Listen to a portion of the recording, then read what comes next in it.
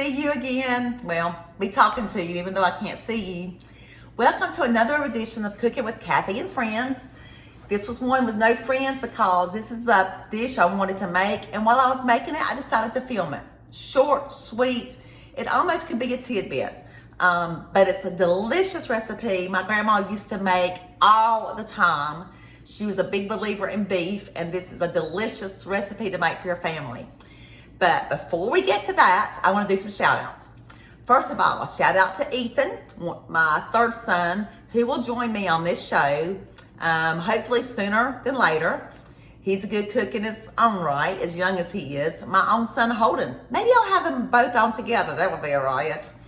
And also a shout out to John Hunt, one of my future guests. He's been a friend of mine for years. I've known him since he was in his 20s. Well, actually in his teens. My cousin, Debbie, will be a guest of mine in the near future. We are going to make her mama's famous Black Forest cake recipe that she and I both make on special occasions. It is one of my family's favorites. Also, cannot forget Shane. Shane is what I would call an endearing redneck, love him to death. He hung out with my boys a lot when they were growing up. He hunted with them. They love him. He loves them. We love him and his wife. He is going to cook some wild game for us, and you might see some images of him and his hunting. So I've got so many guests coming up. It's like I'm so eager to start cooking with all these friends, but this pandemic hit. But the social distancing is starting to break apart, starting to relax a little bit. I'm relaxing a little bit with it. So you're going to start seeing me with these guests. I am so excited. So a shout out to these future guests.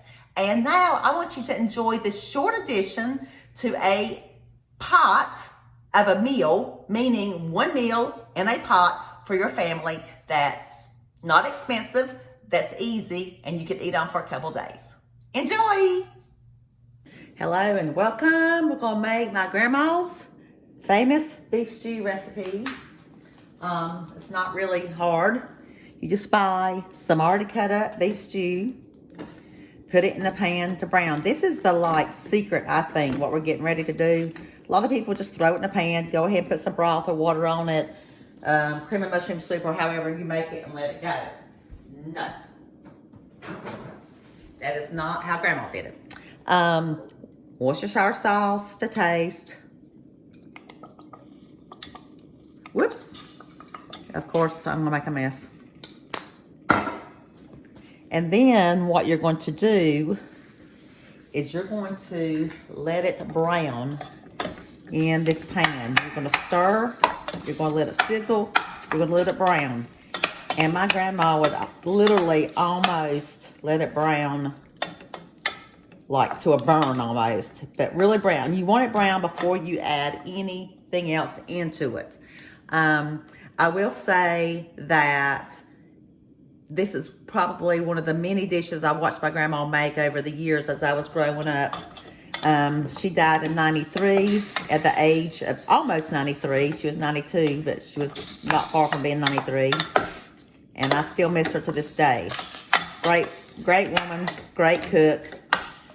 Great natural cook because she grew a lot of her food, canned a lot of her food. And of course, in her day, in her time, there wasn't the fast foods we have now, and there wasn't all the preservatives in the food. Here you can see it bubbling up. See it bubbling up? I've not changed the heat. It's still on medium heat. Mine goes from low to high, or 1 to 10. I've got it on 5. Okay, checking back in. As you notice, look how bubbly it is.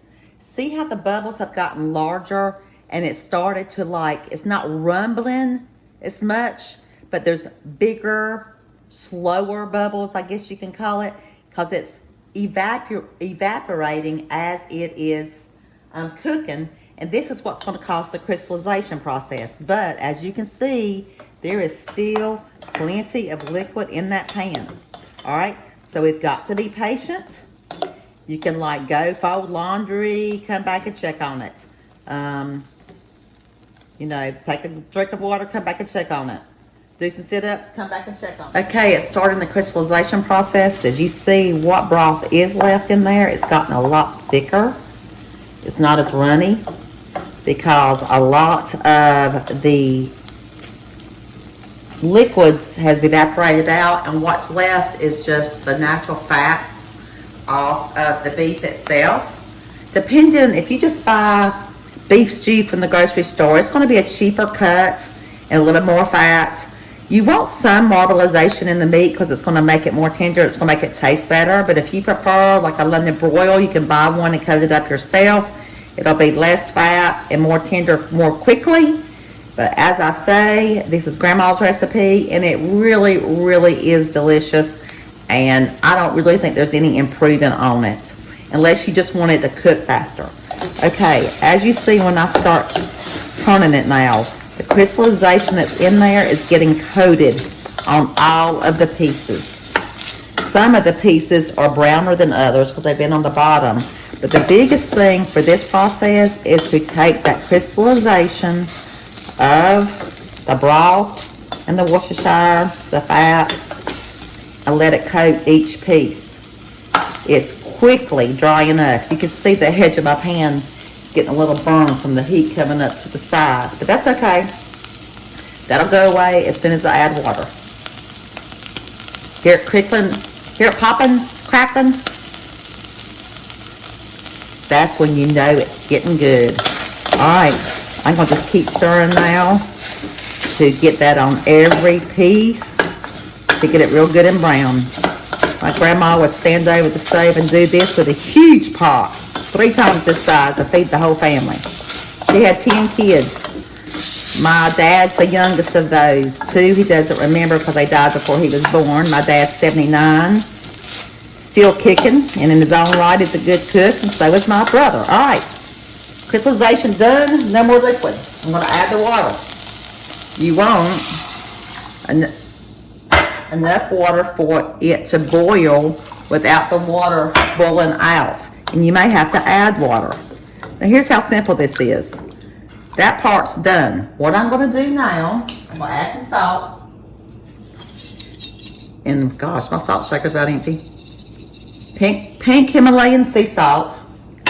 And a bay leaf. My grandmother always added a bay leaf to almost everything she cooked, even her soups. It's going to make the meat more tender as it cooks, and it also somehow, it really doesn't have any scent to it, but it is going to add better flavor to the meat itself. It's going to enhance the meat's flavor while giving it tender. You're just going to put the dried bay leaf in there. And what I'm going to do, I'm going to turn the heat down to low. I'm going to cover it. And it's going to cook for 2 to 3 hours, depending on the type of meat. I'm going to check it for tenderness. I'll let you know in a few hours how long it cooks, what it looks like, and what I'm adding. Welcome back. Now I'm going to show you the end of Grandma's recipe. This beef's been cooking for 3 hours. What I did, I tested it first to be sure the meat itself is really tender.